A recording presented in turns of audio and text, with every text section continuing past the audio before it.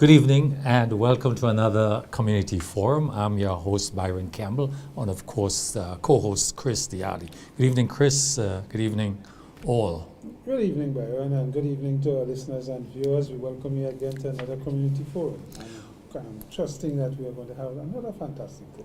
Well, let me spill the bean right now that our special guest tonight is no other than Bishop Clyde Martin Harvey, Bishop of our Catholic Diocese in Grenada. So we look forward for an interesting conversation with him shortly. Chris, coping with violence. Good news, arrest made in the convicts that were, well, the escapees, if you could call them that, related to the murders and awful rape. But the important thing is they were arrested. They were held. They're now back in Grenada. And additionally, that convict that got away from St. Andrews and was on the run for 2 weeks? I don't know, thereabout, was finally arrested. Yeah, I mean, we have to give our police those for, we have a relatively of solving crimes in Grenada through the RGPF. And that continues. I mean, the news this week, this week showed that there were arrests with people carrying illegal firearms and ammunition. So that seems to be happening, and whatever they're doing to get that in bay seems to be going on all right. There is talk about an amnesty legislation to be offered for illegal firearm possession and so forth. I would only say that I know amnesty have been tried in other countries, and one of the things that the amnesty legislation is one, which normally tends to not charge them if they're coming with a firearm and so on. But some countries also use an incentive besides the legal aspect and offer them funds, monies to come in, and not a huge amount, but monies to come in and bring in their stuff. So it's something for them to consider. And finally, what I want to say, I noticed that the discussion on the 3 guys that were allegedly killed the people and so on, they're looking to now start conversation of extraditing them to the U.S. Well, the FBI is here, I'm to understand. To be tried under U.S. law. And that these crimes, you can face the death penalty for these crimes, but for these crimes in the U.S. But Chris, what's interesting is that the Prime Minister, in addressing the press conference, and if you ask me, I thought this press conference with the Prime Minister, Minister of National Security, should have been held long before it was held. Notwithstanding that, one of the things he said, which is interesting, as a mechanism of dispute resolutions, avoiding violence in communities in particular, is the use of mediators. He indicated that lately there's a lot of training in by the University of the West Indies, mediators being trained, and his thoughts is to use mediators at the community level to resolve conflicts, to solve conflicts, to work with communities before they become violent. What you thought about this idea? Well, I mean, I could put on my mediators. Exactly, because you, Chris, by the way, is an active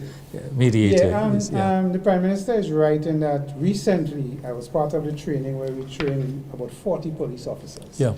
And the reason for that is that at the police officers level and at the community, they see a lot of issues with disputes and conflict that could probably be de-escalated and not reach to the point where there's maiming and shooting and all of that. So we trained enough police officers so that we could have at least 2 per station in the various stations throughout, because normally police officers could be moved. So we did ask the High Command that we train enough so there could always be 1 present. So when things are reported, they could de-escalate it. So that was one. And then we did I did some training for the juvenile center people and the social workers up there. And the committee just recently came back together, and we are going to engage in community mediation and going out and speaking about it and how, from a community level, how you could deal with conflict resolution and so on. And get leaders in the community to give them basic training as to how to de-escalate and conflict trade. So, work in progress, but Kudos. we are heading in that direction. Chris, the National Development and Planning Authority, they have a demolition, and we spoke about this last week, by the way, Chris, program ongoing. And I suggested, Chris, in this program, I don't think I got a lot of support from you, that yes, they are there in a lot of cases illegally, without permission. It's a violation of the laws. It's probably dangerous also for vehicles, for pedestrians, and they need to be removed. But the question I raised, Chris, was how you do it, because these are livelihoods. So see the issue now on the Port Highway, where the vendors or the business people there says, look, we got 1 month leave. Notice to move to where. So my suggestion is that you meet with the people and you have discussions and you find solutions, you find ways and means of finding an alternate location so they could apply their business, because these are livelihoods. You have mothers, you have fathers, that depends on this for their living, for their livelihood. So let me put it here this way. Yeah. That has been tried before and not worked. Because you meet with them, you tell them, listen, you need to come off the street in vending and go, we build a facility for you. We did that in Guelph. We built a market for them to go and vend in the market. None of them went in the thing, they came out on the sidewalk and come use vending on the sidewalk. And the excuse was nobody going to come inside to buy their stuff. Now, if we go to continue along that line, we will never end the issue of illegal vending and so on. And you say livelihood's fine. I have no problem in you making a livelihood, but livelihoods could be done legally. That was not tried. That was not tried with the Port Highway. Yes, the Port Highway has been in discussion for many years. And I'll give you some information that you probably don't know. Okay. They won't remove because of politics. Because when the police decided they were going to move on them, they got a call from a particular minister at the time saying them hold. Well, my brother, I have news for you. They won't be moved because of politics. So that's my point. It's not Exactly. about livelihood. So they won't be moved because of politics. Do you think the present government is going to move them? Well, I don't know. And I mean, the thing is, here it is, that the Port Authority licenses, international license, is in jeopardy because of that. Yeah. Because they barbecue, they use gas. It is a hazard to the port because of their closeness to the port. So it becomes a problem. So I agree. They need to be moved, but we need to do it in a manner that they can continue their livelihood. We had that in Trinidad one time when they were vending on a highway and government gave them notice, they ignored the notice. The only time they got serious was when they saw the bulldozer come there with the army, and then they moved. Chris, I'm going to move on. There was a visit by the Chinese delegation, business delegation in Grenada. This must be good for Grenada. Any usefulness in such a delegation visit to Grenada? I was part of the delegation that went to have a chat with the Chinese, and I think it's an excellent venture from the standpoint that they offered and gave us the understanding. I think it's in Jingwan or whatever the provinces in China, very affluent province. I think it's the second or third richest in terms of GDP in China and so on. But Byron, the thing with these delegations, I've been on a few of them and had conversations. We, as a small, I want to say not small, micro country, looking to trade with these huge economies in China, whatever province or not, their GDP is in the millions and so on. And the thing is, how can we really trade it? So let's say, assume, I'm being practical now, they send us an order for 6 containers of dasheen to be shipped. First of all, the shipping is going to be a difficulty, how we get it there. But let's assume we can overcome that. When we supply the first container dasheen, we wipe out the entire production for the year. And there is the biggest problem, we have capacity. So economy of scale, we don't have that scale. How do we meet a capacity issue in terms of the production? So what should such a visit, what was a practical result initiative? I said to them, could we change the conversation and say, listen, we have all these fishing depots and fishing things that we have around the country. Is it possible that we could do something where they come and say to us, guys, let's put a canning facility to the back of one of those fish markets, right? We have storage and so on. When we go out and fish, they're first fishes that they ship out, first quality, but the second and third quality stays back. So can we use that and do tuna canning and so on, create employment in the rural areas and give us some value add? Change the conversation and see if they could impact the technology. Then they said yes, something to consider. Then they spoke about La Sagesse and the exchange in agriculture and what happens there. And then again, we have a problem in Grenada, agro-processing, since from the revolution started, but we could never seem to get it right and continue. So could you impact us by telling us how you think we could change the model, do the thing differently so that we could get the value add from agro-processing? Agro-processing have problems with production again and storage, and that is the kind of conversation. Something practical. Chris, and we so much issues we want to touch on. There's an issue of cybersecurity issue here, particularly in WhatsApp. I mean, I just want to touch on it. People need to be careful what they open in their WhatsApp account because it could be compromised, and they seem to be targeting our domain, Grenada. Yep. So just to note that. I noticed also that one of the issues we have, Chris, and you've mentioned it before, illegal parking on roadsides.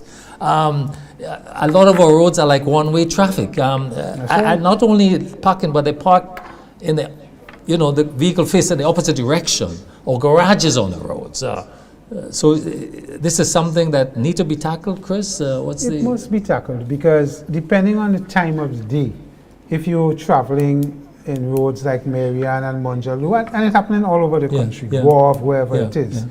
When the traffic is reduced to one lane and the busmen are trying to hustle to make $1, they realize the risks that they put to other private users of the road, even to pedestrians who use the road, because there is very little space to walk when you narrow the road to one lane. So there are a lot of issues, and I believe our country is heading down a road where we are ever so reactive and not proactive.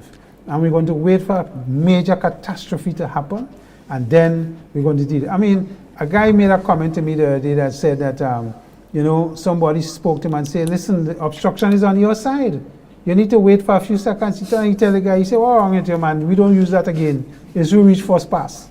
You understand what I'm saying?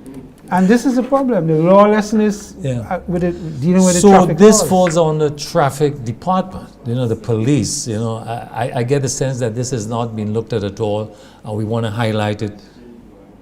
Let's address this issue before something terribly happens. Chris, CBI program. Tonight I understand that it's been rebranded. It's now Investment Migration Agency Grenada. I mean, same thing? Well, I mean, I will suspect that the offerings of the old CBI will be the same under the new brand. Probably the new brand would have taken a lot of hits from some of the bad press it got in the past, and some of the other programs in the region with a similar kind of construct and what has happened. So rebranding may help in that sense, but I think with the rebranding has to come a service of a different level and quality. So for example, can we statutarize CBI and not make it an arm of government anymore, in the sense that right now it's like a department of government based on the law? So is it possible to do that, give it its own identity, and give it what happens on the statutory organization in terms of board of directors, etc., and give it more legitimacy in what it does, and hold it more accountable by the government in terms of what they want to see achieved in terms of budgets and so forth and so on. So I believe that way it's offering to the potential migration investment high net worth individual. But because most, if you look at all the, St. Kitts or St. Lucia, you see CBI, a potential investor is looking for those words. Citizens by investment. Would this be confusing? Investment Migration Agency? No, because internationally the word migration, as what happens with the international programs, the Canadian one, those in England and so on, is a migration agency basically where they offer certain perks of buying into their program in investment, and they offered a passport or citizenship as a result, economic citizenship. Chris, there's a lot happening. I mean, we have to go to break, but in the national, regional, the Haiti situation remains unresolved. The gangs, the guns, it's the killings, the children, the women. It's a lot an issue there, CARICOM involvement. But time is of the essence. We also have the Gaza situation. The starvation continues. In fact, it's just we don't have time to go into it, but it's really... My comment is, Byron, you would think that at this level of perceived development and maturity in the world as to how we should live with each other, we have all these wars being fought. And I have to say perceived, and it's disappointing as a world nation or a people in the world. That this is how we tend to behave to our fellow humankind. It makes no sense. When you look at Haiti and you look at Palestine, Gaza, and Sudan. And Sudan also. It is now becoming a situation where the world is just turning its face against such So is the things. UN losing its ability to I think so. deal with these global issues? I mean, every week we come here, the numbers are going up. Now it's 32,000 Palestinians killed, 75,000 injured. Just this week alone, 108 workers were killed. Yeah, and when you talk about the starvation, it's in the millions. And in fact, a UN official says that hunger and starvation will be the main killer. They even accuse not the Israeli, not the bombs directly, but the starvation. They accuse Israel of using starvation as part of the war, part of as the a weapon strategy of this war. But we have to close off this section here. It's very unfortunate. Could I ask that we deal with the GDP and GIDC merger next week and agriculture and robotics? Yeah. We'll So we have a lot week. to talk about. We have a lot to talk to Bishop viewers, stay with us. We'll be right back, and we'll be back with Bishop Clive Martin Harvey. Stay with us. We'll be right back. Get ready to witness the ultimate showcase of talent, speed, and determination at the 2024 Carifta Games. This prestigious event brings together the best young athletes from across the Caribbean, competing for glory like never before. With the motto, many people, one region, celebrating athletics, Carifta embodies the essence of Caribbean unity through sports, igniting a flame that illuminates the future of sports in the region. Don't miss out on this incredible event, taking place at the Karani James Athletic Stadium from Saturday 30th March to Monday 1st April 2024. Get your tickets now at Grenadian Optical or visit gotofed.com and secure your spot to be part of this extraordinary celebration of athleticism. The Planning and Development Authority of Grenada, PDA, is enforcing regulations to curb illegal, disorderly, and unauthorized development in several locations throughout the state of Grenada. The authority is concerned that structures mainly associated with vending are negatively impacting the environment, has undesirable public health and sanitation consequences, present obstructions to vehicle and pedestrian traffic, can become projectiles during adverse weather conditions, and generally affect the aesthetics of the nation. The PDA will work along with stakeholder ministries and institutions to effect the demolition, removal, and disposal of structures which fall in the category of illegal and disorderly development, commencing January 2024. In this regard, persons who vend in or occupy such illegal structures are advised to secure their personal belongings and have the structures removed ahead of the planned PDA demolition operations. These actions of the PDA have become necessary to safeguard and protect public health and the environment, ensure the safety and well-being of all citizens and visitors, discourage any future disorderly construction, and encourage compliance to regulations pertaining to physical development in the state of Grenada. This is a message from the Planning and Development Authority of Grenada.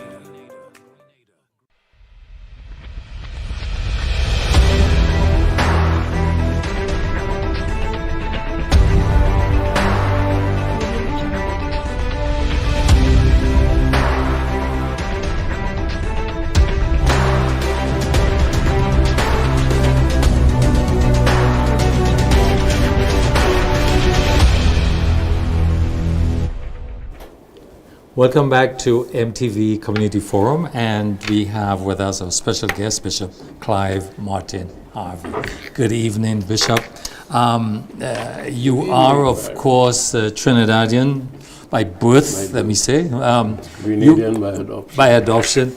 You have worked for, and one of the things I read about you, Bishop, is that you have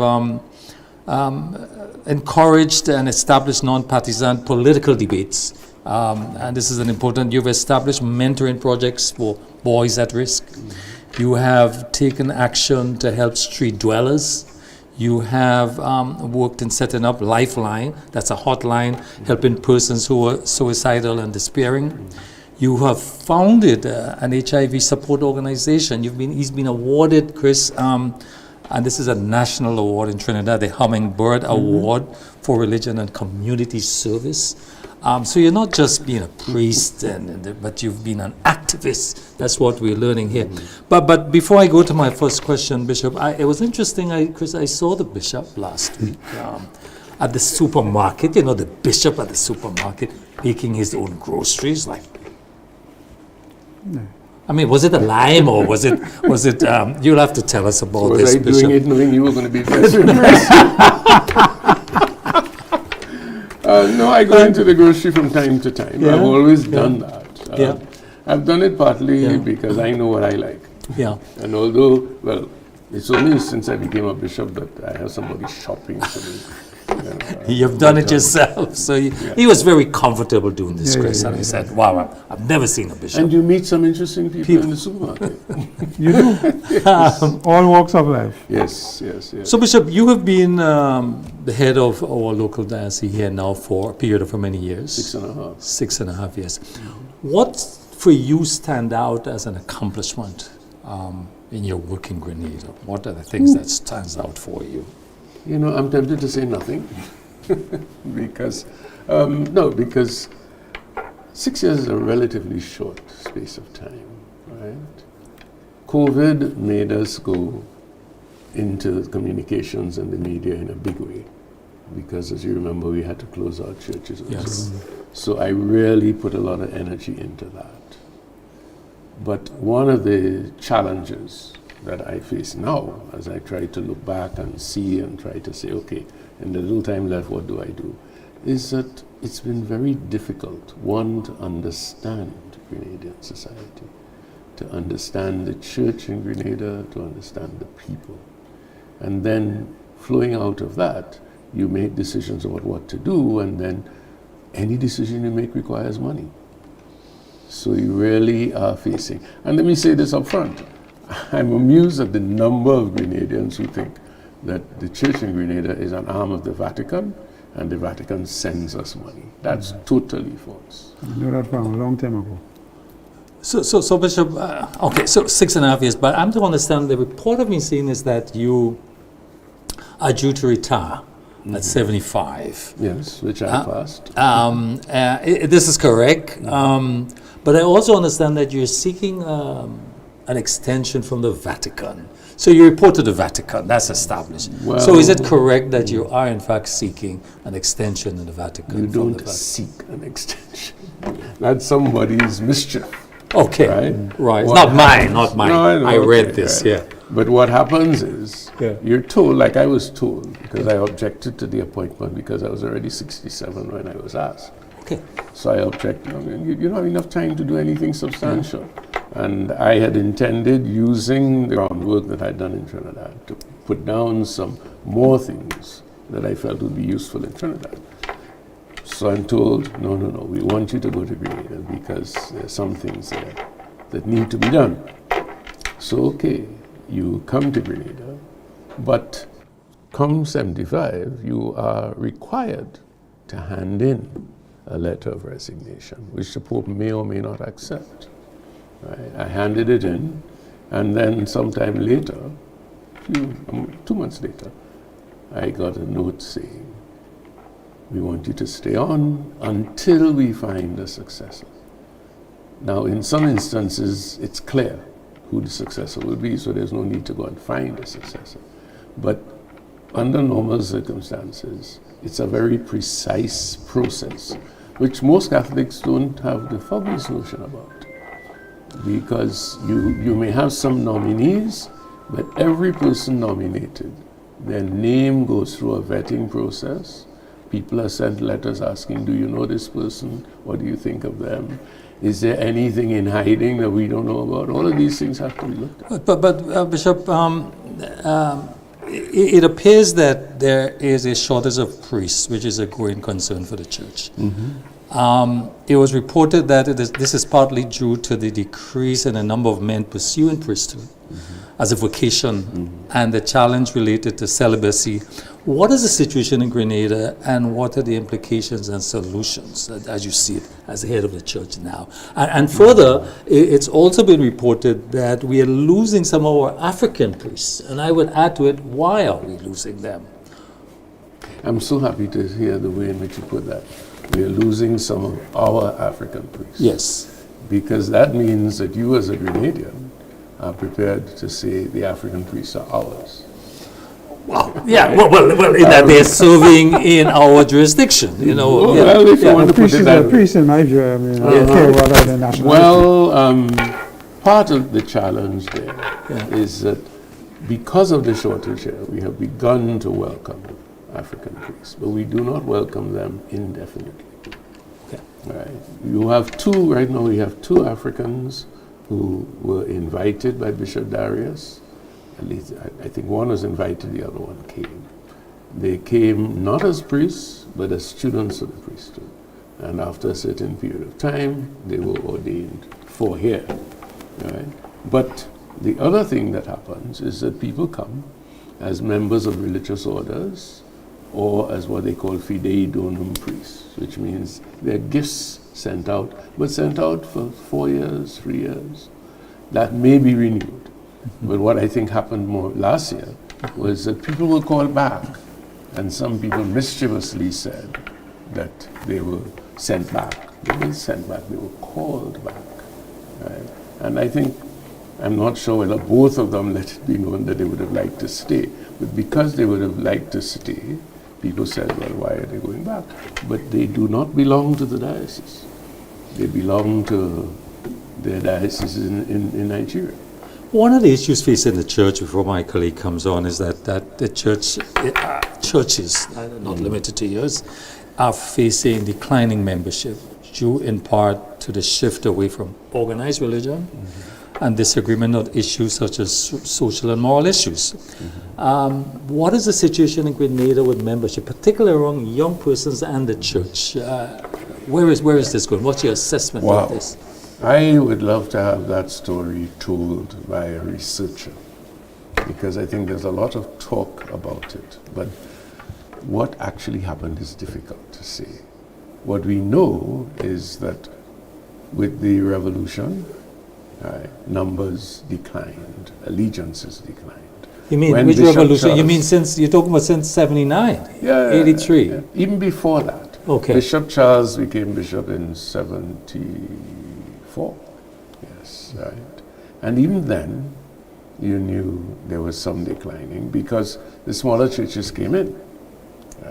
I put a lot of blame responsibility for what happened with the Revo itself when the American government, and very few people understand this, the American government, in what was decided by Ronald Reagan, saw that the Catholic Church had in fact been a main factor in the young people of Grenada becoming conscious of what they could or could not do. Political Pope Paul VI had issued a letter, Populorum Progressio, on the development of peoples, a brilliant work. But it was all about people having a right to develop and the decolonization process as basically good. Now, what I discovered, because I came here in 1976, this was before the revolution, and Morris was a part of the groups that were meeting within the Catholic youth organization system. He was often at those meetings, and he was hearing what was going on. So what happened in 1979 was that you had a whole set of young people, led by people like Judy Williams and so on, who saw in the revolution the practical realization of the teaching that they had been given by Bishop Charles, by myself, Father Michel, and so on. So it was very easy for them to move across. And then Morrison called brilliantly, Sunday is a day for revolutionary activity. Once you see that. So a lot of young people never came into contact with Sunday as a day for the Lord. it was a day for revolutionary activity. When the revolution fell, right, the other thing that the Americans did was they financed a flooding of Grenada by small churches. That is a matter that has to be researched, I think, right? Because with that came a whole new, and the Catholic priests failed. They failed miserably to understand that you have a whole new evangelization to do. Because you have a lot of young people who don't know what church means, with the commitment to church and so on. And I think they dropped the ball then. Is that affecting your income? Monies for running the church? It's affecting everything. It's affecting everything. But what I'm particularly proud of now, when I look at it, is the work of Sister Genevieve. Right? You may know her. Genevieve was very mature Trinidadian nun. She's now retired and living in Trinidad. She took charge of the youth organization after '83, and she brought it to a point. And when I look now at the Catholics middle-aged who are in positions of authority, many, if not most of them, talk to you about Genevieve and Catholic youth organizations. Interesting. Yeah. That was powerful. That is powerful. But we realize we have a problem. We dropped the ball very much so a year ago. So now we have to pick it back up and run with it. But relevance is going to be important, how people... And you talk about a small church also. I mean, you look at a small church, they're dancing, they're singing. I mean, it's like a party. I mean, you need to change your format. Some parts of the format we can't change. You can't change. But what we are up against is the equation of religion with entertainment. And that is not of the gospel. That's interesting, Chris. I was part of CYO when I was growing up, so I know what it is to speak. And what we know is the CYO, as an organization called YAC now, which I look at with great admiration, the CYO gave you a mix of the devotions and the social service. You got a sense of giving to others. You got a sense of working with them. Volunteerism and so on that we lose now almost totally. Yeah, very important. Very important. So, Bishop, I want to probably take you along a different track, so to speak, because I know you have a great experience. Byron read out part of the Bible talking about your interaction with youth, men in particular, young men, and what we're seeing happening from the Trinidad experience. And if I may say so, I think Grenada is heading down a road with our young men, having no real care about what they do and how they do. And I was in conversation with a person from the legal community recently, and this person indicated to me that one of the things that they see is that the inability of our young men and young women to rationalize in a conflict situation that the only way out is by violence. And that took me aback, because she said, Chris, you would not believe that some of these young people don't know the difference in solving this issue otherwise than from violence. And my question is, have you been seeing that in your interaction, and what do you believe the church in general in Grenada could do to pull that back somewhat? One of the things I always have to remind myself of when I get into these kinds of discussions is that I'm starting from my Trinidad experience. Yes, and that's what I'm supposed to do. No, when I came to Grenada and I met with the then Prime Minister, one of the things I said to him, I said, you have to focus on your young people, especially your young men, otherwise you're going to have serious problems. Right. Now, I wasn't seeing the kinds of things that I'd seen in Trinidad, but I sensed that there was a certain restlessness, a lack of youth engagement, and what we regretted very much was that things like Boy Scouts and Girl Guides had died. And I remembered going to London at the request of Archbishop Panton in 1977. And I went at the invitation of the Metropolitan Police, Scotland Yard, because they were dealing with Carnival. And they had no experience of dealing with these hordes of black youths. And we had a wonderful, it was a month assignment, went all over London. But what really remained with me, just after the Carnival ended, I was talking to a superintendent, and he says to me, he says, Father Harvey, there's one thing that we haven't told you. I said, what? He says, the boys may be giving you trouble now, but when the girls begin to lead, your trouble will be greater. Right? And I've seen that happening in Trinidad. And I'm seeing the seeds of that in Grenada when you look at what happens outside the schools and sometimes in a classroom. Right? And what is sad, and this brings me to one point that I think we can't neglect it, and that is that very often the young people are being urged on by their parents. The parents are the ones who are saying, if anybody hits you, hit them back. Eh? I knew of an incident outside a major secondary school here where a mother came with her daughter, asked the daughter in front of the people standing up by the side of the road, and who is she? Point she out. And the mother goes up to the child, because it's a child, and says, if you ever touch my daughter again, I will kill you, so and so. You know, that's what you're dealing with. But with regard to Grenada itself, I don't think we've lost it. Yeah. I think there is still a chance to turn it around, but key to that has to be teachers.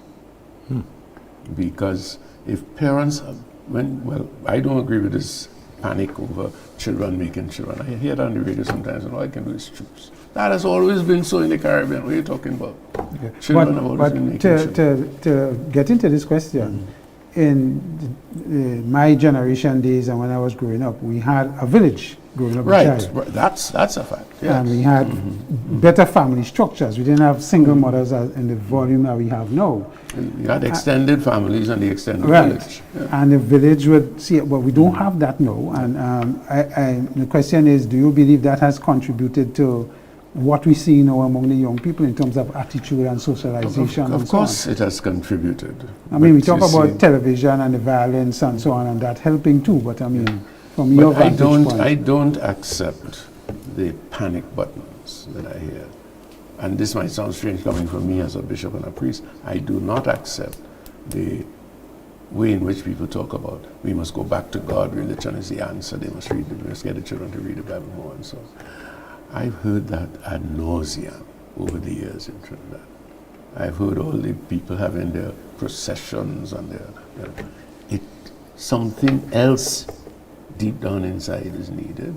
And it's, in some ways, it's simple, because what we did, and was one of the factors in the whole business of that bio, was that an experimental group of adult males got together with me, and some of them became my best friends. And what they did was we trained a group of adult men who were supposedly successful to work with, and this is again something that surprises people, 11 and 12-year-old boys. When we first started, we were looking and saying, well, it's the 15 and 16-year-olds we've got to work with. The psychologists, the child psychologists made it very clear, that's too late. That is too late. And what I as bishop am saying now to my people, that is too late as well. And just 11 and 12? Yeah. 3 to 7 is where you got to work.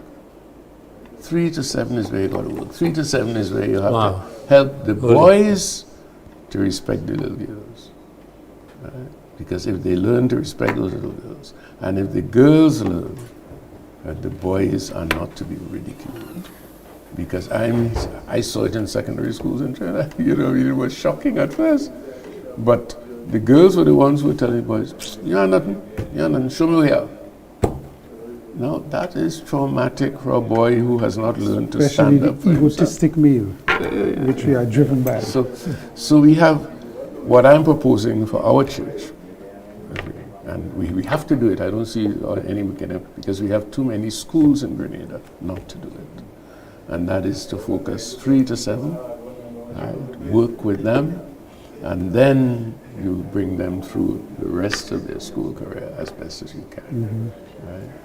And so my other area of concern is violence gender-based violence that we see. Grenada has always been touted as one of the countries that have the highest per capita violence against women, among children, and abuse among, in homes and so on, that we seem to have been doing an excellent job of keeping under the radar and hiding. And I am wondering from your vantage point as a religious leader, what is it that you're seeing? There are people who contend that the church condones it, in the sense that they won't expose, they know it's happening among the congregation and they won't speak about it and expose men and say that, this is not the way to behave. And it's not a Christian thing to do, if you believe you are a Christian. It's not a human thing to do. Right. It's not a human thing to do. And this is one of the things that bothers me about Grenada as well, that Grenada keeps saying we're a Christian country. Give me a break. Right? Give me a break. I mean, if you read the Gospels, we're very far from being Christian. None of the countries of Europe that claim to be Christian are not Christian. Right? You may talk about Christian in terms of a form of government in Britain and so on, but really Christianity is a task, not something that you accomplish. So what we are looking at now with the gender-based violence is more than just men beating women or men being abusive of women. It's a deeper struggle. And this is where I'm personally convinced that the Caribbean can point something for the world if we get it right. Because the real problem lies in how do we socialize men and women for mutuality. Now, a lot of people in their interpretation of the Christian gospel do not allow for that at all. Man is boss. But if you take that passage from Ephesians, wives be subject to your husbands. Right. The man is the head of the home. Right. And then, but it says, husbands, love your wives. Now, there is nowhere, right, in religious law and so on, LORE, where that sense of husbands, men called to love women, men supposed to sleep with a woman, get her pregnant, and she obey you, she serve you. But to say women, husbands, love your wives, that's a different thing. And I remember a woman who had a rough time. She was on her third husband, and she said to me, if I could find a man to really love me, I would serve him completely. So you're talking now, and I want to emphasize this, you're talking now about societies in transition. And this is why I don't panic.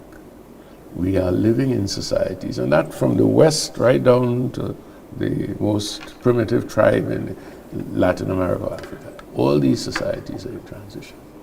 I met a young Amerindian woman the other day, and I was so impressed because she's the first person from a tribe which is deep in the jungle in Guyana. She has a university degree. But that's transformative.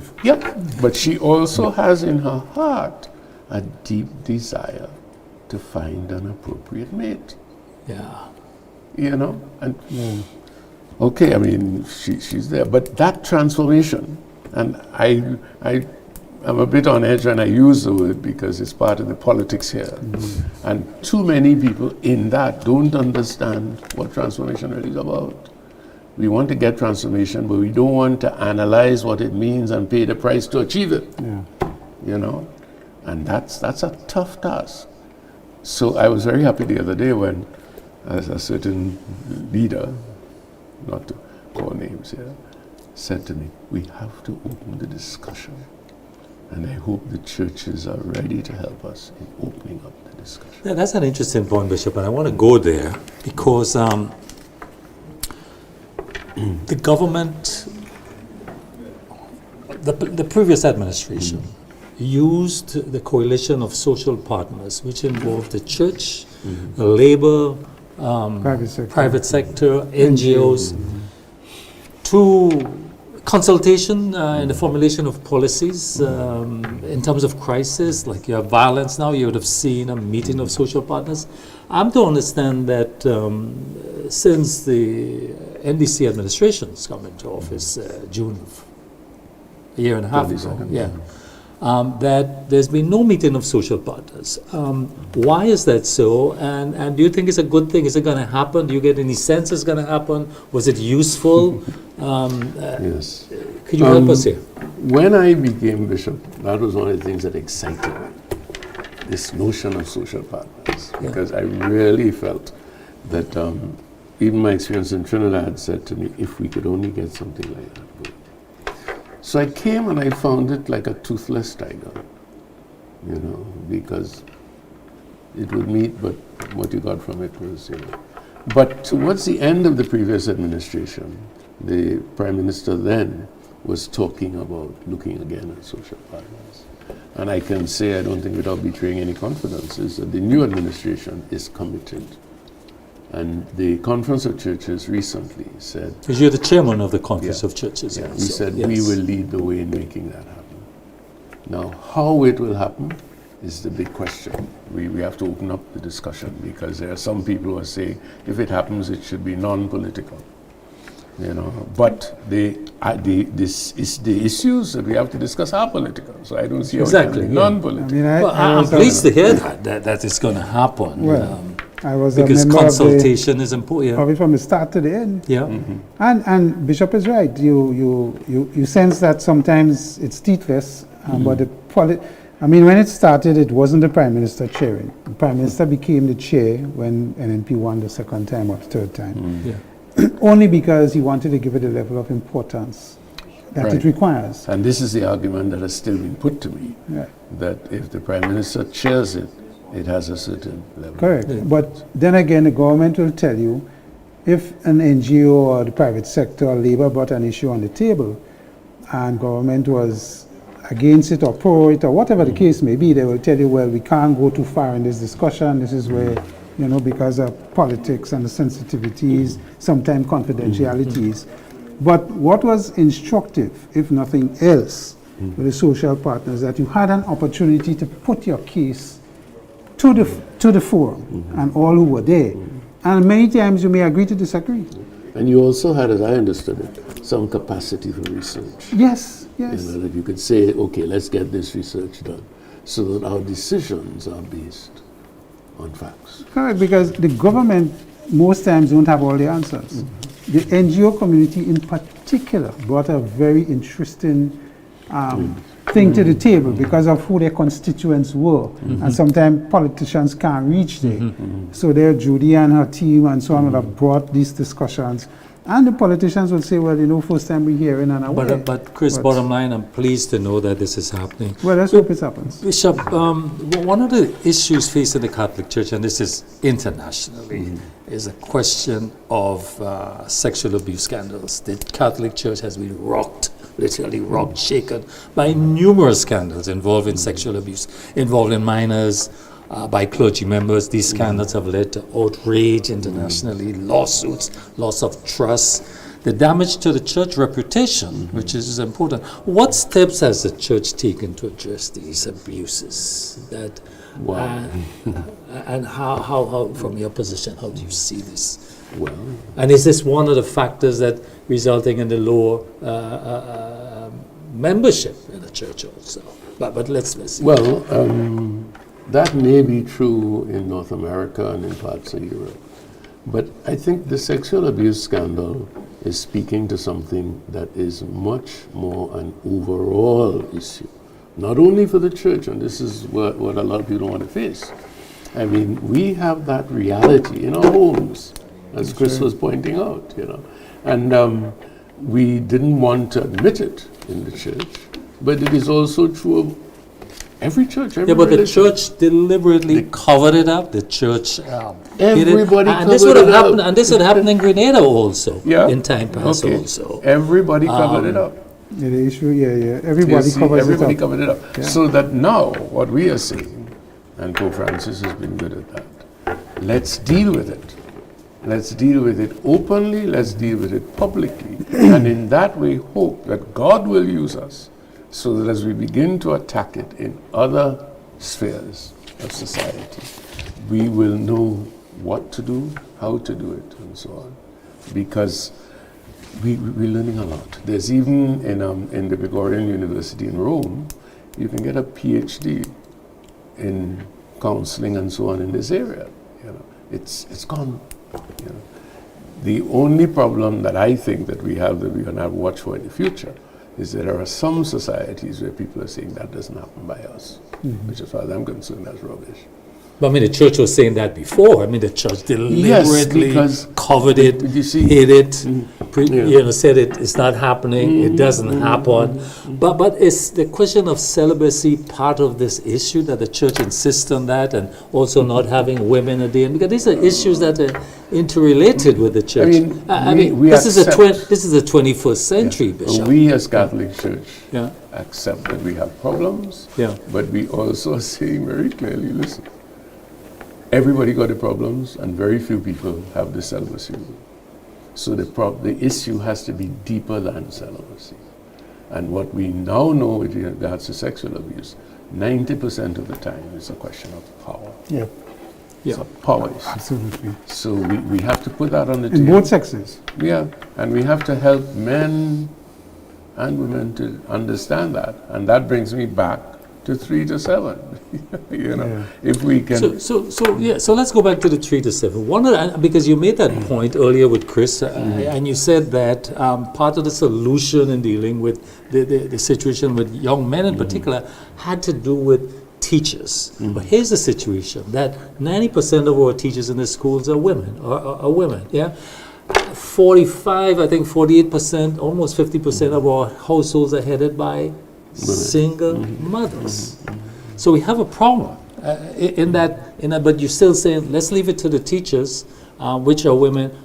Isn't there a role for the male? I'm not saying let's leave it to a major aspect of it will depend on the teachers. Yeah, in the classroom. In the classroom. Which means that we have to train female teachers so that they ask themselves, hey, I'm dealing with a class of boys.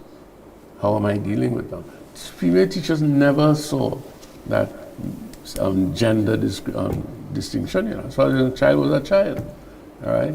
Now they have to ask themselves that question, because this is one of the earliest moments of humor I had as a young priest. I went into a classroom, and this was in Laventille, and talking to the children, 5-year-olds.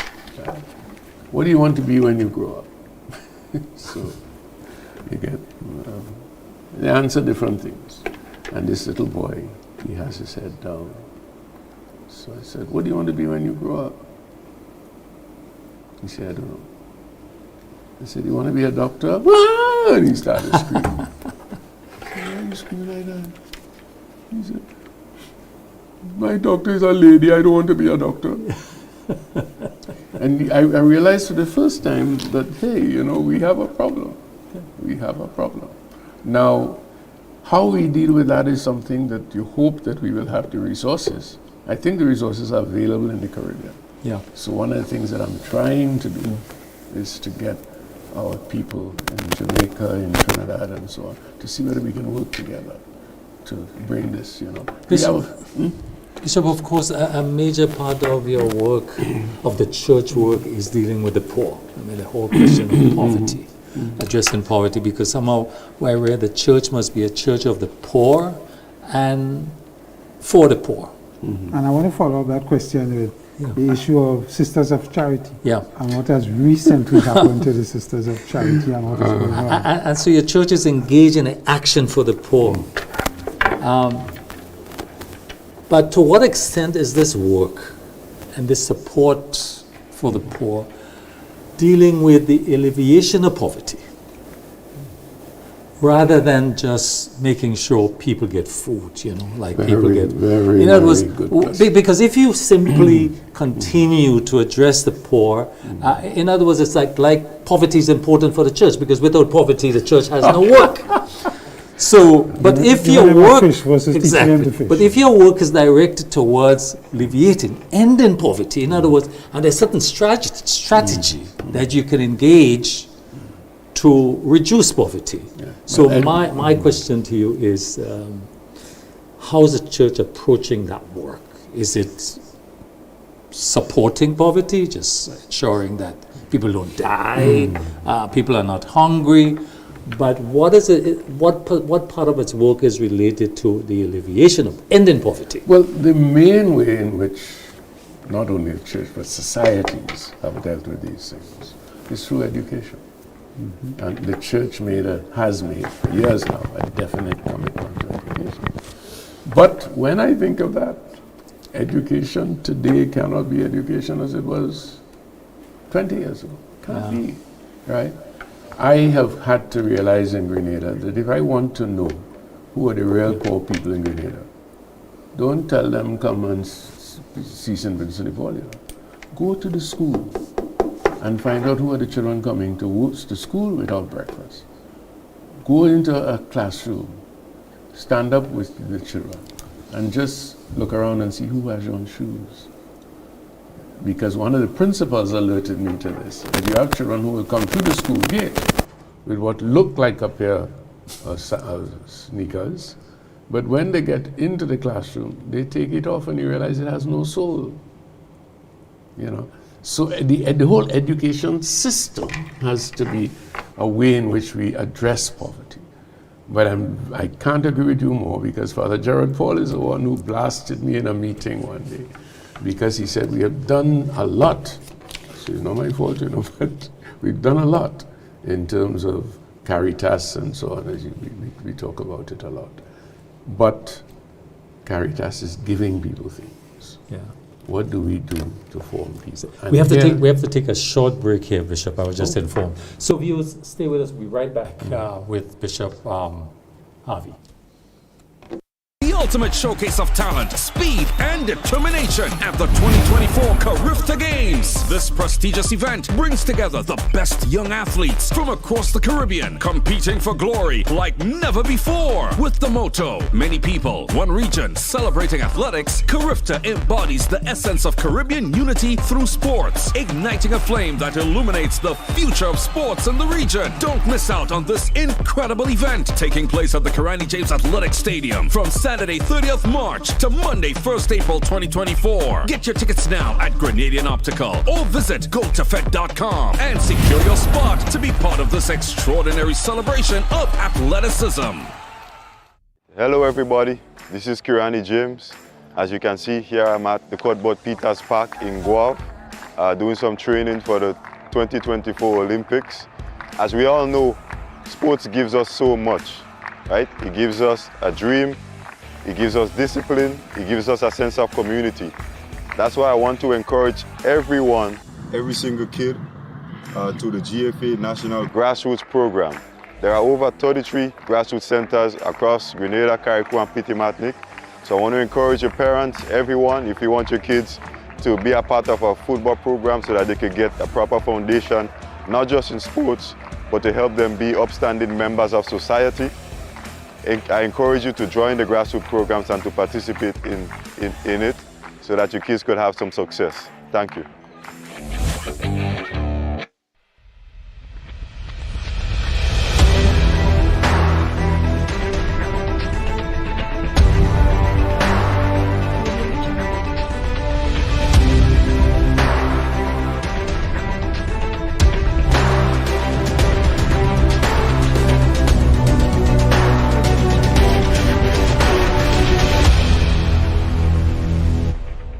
Welcome back, viewers. This is Community Forum, and we have with us in studio Bishop Clyde Harvey, and we've been getting very interesting conversations about the various areas. But Bishop, when we went to break, we were talking about the poverty situation and the difference between alleviating and just helping it along by providing meals and so on.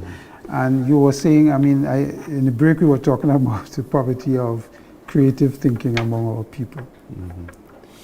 Well, you changed my expression. I said poverty of imagination, and when you say creative thinking, people immediately begin to think of the creatives among us. Yes. But imagination is a basic human reality, and everybody has something of it, but somehow or other we fail to stimulate it. My Archbishop in Port of Spain, Archbishop Pantin, used to talk about a woman who he used to give out food every Christmas, And one year he was running short on food stuff, but somebody had given him a television set and so on. And so this woman, who was a regular client, came to see him. And he said, "Girl, I have some things here, but I can't give you everything." He said, what do you want? "I have some food, Christmas ham and so on. Or I have a television set, small television set." But she looked, and then she said to him, "I'll go take the television set." He said he was surprised because he thought that the hamper with some toys, balloons, and so on was what she would go for, because she had six children. Yeah. So he asked her, "Why you choose the TV set?" He said, "When they're hungry, I switch on the TV set and look at that. And the day after, I'll get some food to give them." You know, she was thinking. Yeah. You know, Yeah. And that same woman actually, boy, sorry if I tell this story, I hope nobody's offended, because she came to my office in Maloney Gardens, and I had a young professional there, a woman in her late 30s, brilliant, working in the public service and so on. So I made it a point of bringing them together because I felt this would be one way. So she looked at my educated friend who had 2 children. And then she looked at me, she said, "Bishop, is only 2 children she have?" I said, "Yes."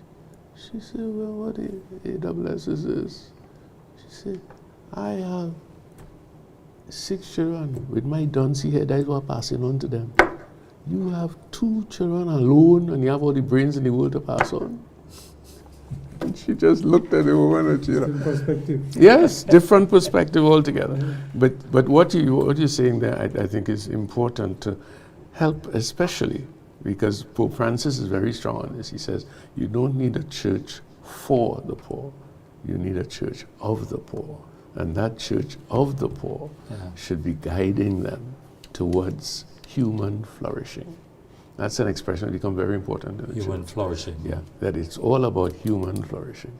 And if people, and I would love to see it happen, is one of my regrets about how the church is at this moment, that if in all our Catholic churches across the islands, you know, we could see evidence that people come to Mass on a Sunday, but in the midst of everything that goes on throughout the week, you have a sense that the church is supporting, encouraging, sustaining human flourishing. I like that, human flourishing. Yeah. So my last thing to you, Bishop, is this. Do you believe that the mode of communication or communicating within the church walls of teachings of the Bible, the teachings of Christ, needs to change based on where technology is now and what appeals to young people? Yes, without a doubt. You know, but how to do it is the big question. I think we have to lay some foundations, and that's very important. It's like even with computers, if you don't do some basic maths, you know, but what foundations should we be laying in the whole business of religion? Because a lot of people use the Bible, for example, as a literal text. Yeah. I'm personally convinced that one of the problems we have with the scriptures and why so many people have become fundamentalists is that they don't know English. Not an allegorical language. They don't know what that is. Yeah. So when you tell them that the first few chapters of Genesis are not to be taken literally, you know. I mean, God wrote it. So unless we teach English in some ways, then we're at a loss, you know. Okay. So how do we decide? We have, and this is something which is so important for Christianity today, that you have 2 branches, so to speak, of Christianity. One in which people are taking the Bible literally and running with it. But there is this other, to put it simply in the words of some of our teachers, spiritual guides in Trinidad, the Bible story is meant to be your story. You're supposed to read the Bible and find in it, like the story of Nathan and King David. You know, Nathan tells a story, and David asks, "Who's the man?" "You are the man." Bishop, we have a very short time remaining. I'd like you to answer that question maybe in less than a minute. One of our viewers is asking about the church, the teaching about LGBTQ plus in schools. Recently, we know that there was this agreement signed by the government of Grenada with the European Union. What the implications to that is, I don't know. But what is the church position generally on this issue, if it has to be, particularly in Catholic schools, that the church has responsibilities for? The first thing is truth. Because a lot of people are talking a lot of nonsense, which is just not true, right? It is not true that governments are being told in the Caribbean that they have to teach LGBTQ. What would we mean by that? Okay, we accept it's not true, but the bigger question is, though, that what would be the church position if, because it's an awareness, it's not teaching how to. Our church position is, I hope I made it very clear. Yeah. Every human being, by reason of their humanity, is to be treated with dignity and to be respected by all. A person's sexual orientation does not condemn him or her. And that's an issue that we have to be aware of, because a lot of people are taking a few verses from Scripture and reading it in a way that is literal, right? And then they have an excuse, right, for condemning people, and in some cases in Africa, even for the death penalty and so on. Any closing comments, Bishop? You want to move from that to Well, Byron. No, I mean, there's so much more we could talk to Bishop about. Yes. No, I just, as I was coming here tonight, I was saying to myself, if there's one thing I want to leave this program with, is to give people a sense of hope. We live in a world in which so many people are being drowned, largely through the media, in a sense of hopelessness. How things going so, how the world so bad, how we could have that kind of crime in Grenada, The things that we see happening here seem to be happening all over. And not only that, they are not happening here in the same degree. And therefore we have a chance to take our society and shape it. And that is what we must be prepared to do. But we cannot shape it unless we dialogue. We cannot shape it if we divide green and gold and say, I on this side. No, sorry, that ain't gonna work. I want to thank you, Bishop, for coming on the program. And I want to tell you one thing before we depart. There was a previous bishop in Grenada, it's Trinidadian, but he chose to retire in Grenada. Yes. Any consideration of this, Bishop? Give me the right house on the beach and I'll retire. That's all the time we have. We'll see you next week at the same time. Thank you very much for being with us. On behalf of myself, Chris, and our MTV technical staff, we thank you very much. See you next week. Bye-bye.